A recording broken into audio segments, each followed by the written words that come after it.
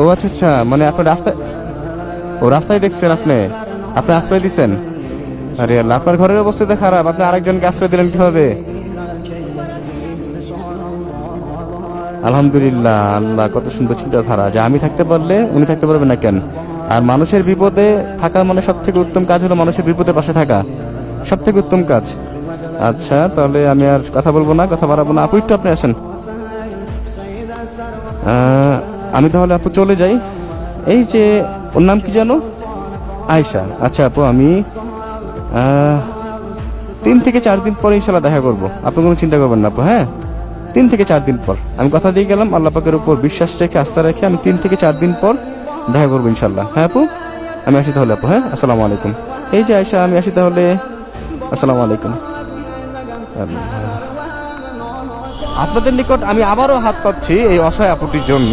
একটা বার চিন্তা করে দেখেন যে উনি ঢাকা শহরে কাউকে চিনে না, জানে না, ঢাকা শহরে এসে একদিন রাতে মানে সারা রাত মসজিদের পাশে বসেছিল, ঘুমায়নি। যদি বাচ্চাটা চুরি হয়ে যায় বা ওর জন্য কোনো ক্ষতি না হয়, এই কারণে একটা মিনিটও নাকি তিনি ঘুমায় নাই। আমার এত খারাপ লাগছে।